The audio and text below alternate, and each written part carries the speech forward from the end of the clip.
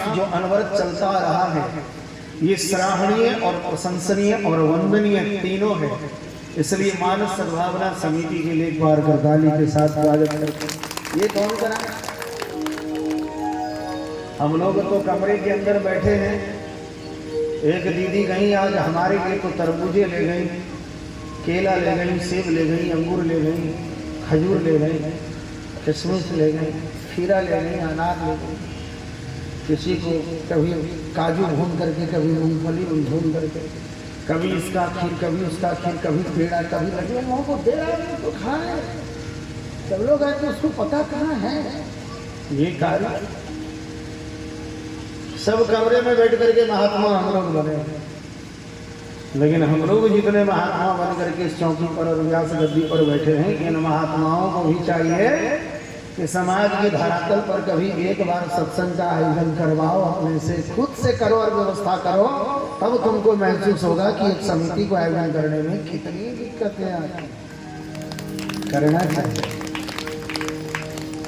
घर में बैठ करके भगवत भजन करना आसान है, लेकिन ये जगह पर देख लीजिए, ज्योति मोड़ जगह पर जहाँ पर एकदम पूरा कूड़ा कचड़ा का अंबार लगा था, लेकिन सबको आज परिष्कृत करके इसको देव भूमि बना दी मानस सद्भावना समिति। इसका कितना अथक प्रयास है। बहुत हर बार लोग कहते हैं बाबा इस बार अब टूट गए, अब टूट गए, अब इच्छा नहीं होती। पहले टूटो नहीं, भगवान के काम करने वाले आज तक ना कभी टूटे हैं, ना कभी टूटेंगे। तोड़ने वाले टूट जाएंगे, बिखर जाएंगे।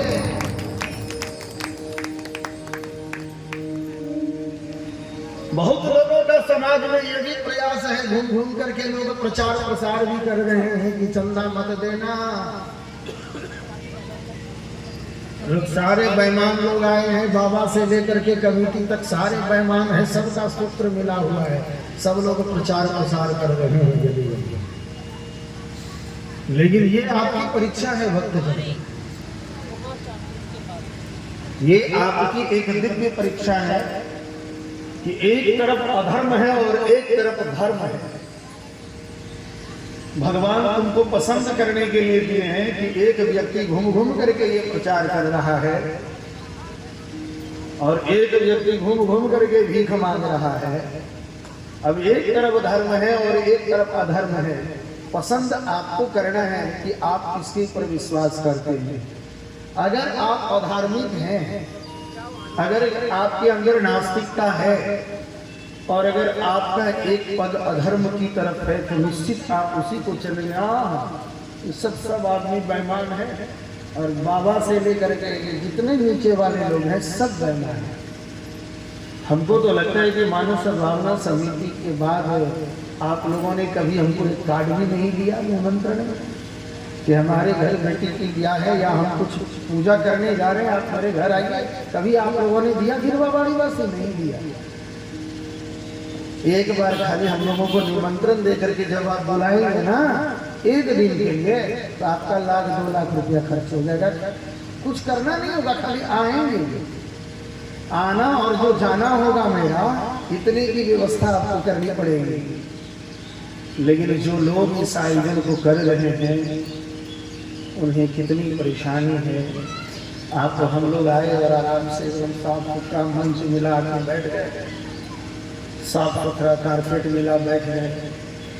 उस व्यक्ति को पूछिए जो झाड़ू लगा करके सब कारपेट पर झाड़ू लगा करके आपको साफ करके दिया, उस व्यक्ति को आपने कभी देखा कि जिसने आपके लिए आसन लगा के रखा है, जिस पर आप आकर के बैठ गए, आप जूता चप्पल लेकर के आए और उस पर गंदा करते हुए चल दिए।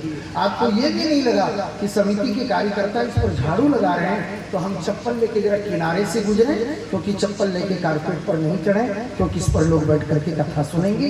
ये भी आपको नहीं हुआ। जब आप इतना सहयोग नहीं कर सकते तो आप निश्चित तौर पर उस व्यक्ति की बात को तो जरूर मानिए। घर में रह करके साधना कर लो, आसान होगा, लेकिन समाज में कभी इस प्रकार का एक कार्यक्रम करके देखिए, आपको महसूस होगा। आप लोग उत्साह दीजिए, आप लोग एक उमंग दीजिए मानस सद्भावना समिति को, जिस भी प्रकार से हो वो आपके बीच एक सत्संग का आयोजन वर्ष 2 वर्ष में एक बार रखती है और हर बार एक नई नई कड़ियों को रखती है।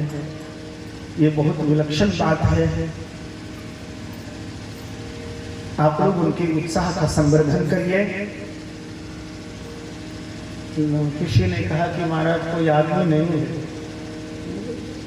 अगर ये मानस सद्भावना समिति के कार्य को कोई व्यक्ति करता तब ना व्यक्ति रहता। मानस सद्भावना समिति के यज्ञ को कराने वाले स्वयं नारायण हैं, स्वयं महादेव हैं। कोई व्यक्ति कोई व्यक्ति नहीं। और अगर कोई व्यक्ति रहता तब तो कहते हैं कि भैया हाँ इसमें मेंबर जो है 10-20 मेंबर जुड़े हुए, 25-30 मेंबर लोग हैं, लेकिन इसमें मेंबर से ये कथा नहीं होती है। ये कथा भगवान के भक्त से होती है। मानस सद्भावना समिति के आयोजन को भगवान कराते हैं और भक्त इसमें सहयोग करते हैं। ना मेंबर करते हैं ना पूंजीपति करते हैं। इस मोहल्ले में भी बड़े बड़े पूंजीपति लोग हैं, लेकिन उनके तरफ से एक दिन प्रसाद वितरण भी नहीं हुआ होगा। एक दिन डीजल में जनरेटर में डीजल भी नहीं दिया गया होगा। तो कहने का भाव है एतत् सर्वं शेषे विशेषेण महाभाग। भगवान शिव शंकर ध्यान कर रहे हैं। बोला अकेले में ध्यान कर रहे हो तो कोई बात नहीं, लेकिन पार्वती जी वहां पर विराजमान हैं। अब देखते हैं तुम्हारा संन्यास और वैरागी कहां पर स्थिर रहता है।